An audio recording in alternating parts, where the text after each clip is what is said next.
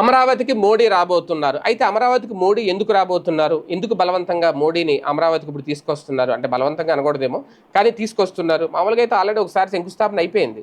గతంలో చేసేసారు, ఇప్పుడు కంటిన్యూ చేసేస్తే అయిపోద్ది పనులు. మళ్ళీ ఈ శంకుస్థాపన ఎందుకు? మళ్ళీ మళ్ళీ ఎందుకు రీఓపెనింగ్ ఎందుకు? ఇదే ఇక్కడ కీలకమైన చర్చ. అయితే ఒక రకంగా అన్నీ పాజిటివ్గానే నిర్మాణ పనులు ముందుకెళ్తున్నా. 2వ తేదీ డేట్ అయితే ఆల్రెడీ ఫిక్స్ చేశారు. అయితే ఆ రోజున ప్రధాని మోడీని రప్పించి ఆయన చేతుల మీదుగా ఈ కార్యక్రమం జరిపించబోతున్నారు.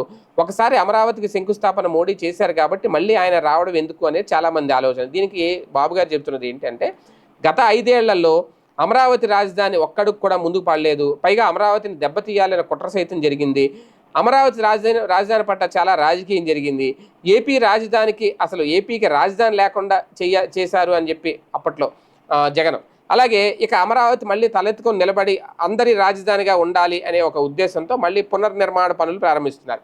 పైగా జాతీయ స్థాయిలో అమరావతి వికాసం గురించి తెలియజేయాలన్న కోరిక ప్రధానంగా ప్రధాని మోడీ చేతుల మీద ప్రారంభోత్సవం చేయించడం వెనక కీలక అంశం అనేది. అంతేకాకుండా ఇక్కడ అమరావతి రాజధాని ఏపీ ప్రజల సెంటిమెంట్. అలాగే ప్రధాని మోడీ కార్యక్రమానికి ఏపీలో అన్ని జిల్లాల నుంచి పెద్ద ఎత్తున జనాలు కూడా వస్తారు కాబట్టి అక్కడ ఎందుకు ఇన్నేళ్లు ఆగిపోయింది, మళ్ళీ మీ వస్తేనే ఎందుకు ప్రారంభం అవుతుంది అనేది బాబు గారు చెప్పే కంటే ప్రధాని నరేంద్ర మోడీ నోటి నుంచి చెప్పించబోతున్నారట.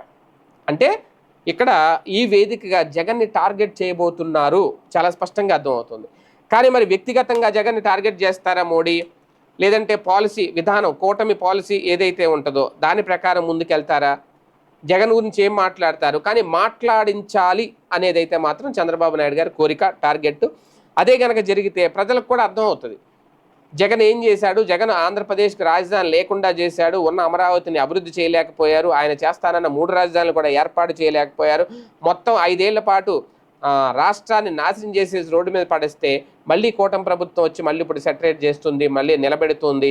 పడిపోయిన రాష్ట్రాన్ని, పడిపోయిన రాజధానిని మళ్ళీ నిలబెట్టి ముందుకు తీసుకెళ్తున్నారు రథ సారథిగా మారి చంద్రబాబు నాయుడు అని గనక మోడీ నోట నుంచి వస్తే అది ఒక అతిపెద్ద అసెట్ అవుతుంది బాబు గారి పాలనకి. దాని ప్రయత్నమే ఇప్పుడు ఈ భారీ సభ, మోడీ రాక.